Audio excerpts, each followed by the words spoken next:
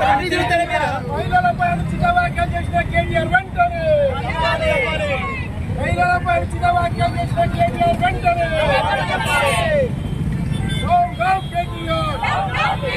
చెట్టు మీద కొంగ చెట్టు మీద కొంగ చెట్టు మీద కొంగ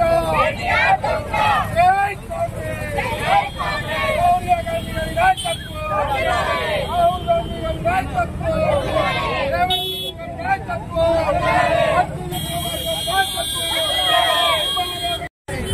పదేళ్లు ఏమీ చేయలేక కాంగ్రెస్ ప్రభుత్వం వచ్చి 8 నెలల్లో పనిచేస్తే వారం లేక ఈరోజు కాంగ్రెస్ ప్రభుత్వం ఓర్చుకోలేక ఈరోజు తన రాజీనామా చేయడానికి సిద్ధపడలేక ఇలాంటి వ్యాఖ్యలు చేయడం సరికాదు. మరి అదేవిధంగా టీఆర్ఎస్ ప్రభుత్వంలో ఉన్నప్పుడు మహిళలు ఎలానే చేశారని మేము సభాముఖంగా అడుగుతున్నాం. మరి అదేవిధంగా ఈ రోజు ఎల్లిపాయలు వంచుకోవడం మరి పూలు అల్లికలు అని మాట్లాడటం అంటున్నారు. మరి ఇంతకుముందు 10 ఏళ్లలో మహిళలు ఏం చేశారు? అవే చేశారా? మీ రోజు ఇంట్లో మహిళలు చేపట్టి కాంగ్రెస్ మహిళలు చేస్తున్నారు. మీరు ఇలా అనటం సబబు కాదు. మరి అదేవిధంగా నీళ్లు కలుపుకోవడానికి కూడా మంత్రులు ఎద్దేవా చేయడం కూడా పొద్దుగాలే ప్రయత్నాలు చేస్తున్నారు. మరి ఈ రోజు వాళ్ళు చేయలేని పని మనం చేసి చూపించాం. మహిళలకు ఈ రోజు బస్సు ప్రయాణాలు ఉచిత బస్సు ప్రయాణం చేసి ఆర్థికంగా తోడ్పడ్డారు.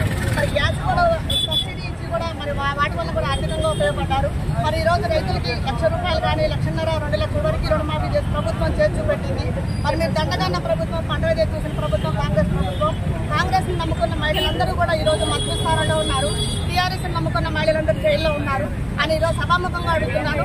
మరి అలాంటి మహిళలకు ఏమీ తెలియకుండా ఈ రోజు మహిళలు బయటకు వచ్చి కాంగ్రెస్ ప్రభుత్వంలో తిరిగి మరి అందరూ పదవుల్లో ఉంటే మీరు ఓరోలేక ఈ రోజు మహిళలను అనుచిత వ్యాఖ్యలు చేయడం అడిషనల్గా సభం కాదు. ఇది మీరు రాజీనామా చేసేదాకా మేము మహిళలను కూడా ప్రతి ఒక్క గ్రామాన్ని కానీ డివిజన్లలో కానీ మీ దిష్టి బొమ్మ తగలేసి మీరు రాజీనామా చేసేదాకా మేమందరం కూడా ఒకే కొత్త కంటంతో కాంగ్రెస్ ప్రజలందరం కూడా ఏటదాకా మేము నడుస్తామని హెచ్చరిస్తున్నాను.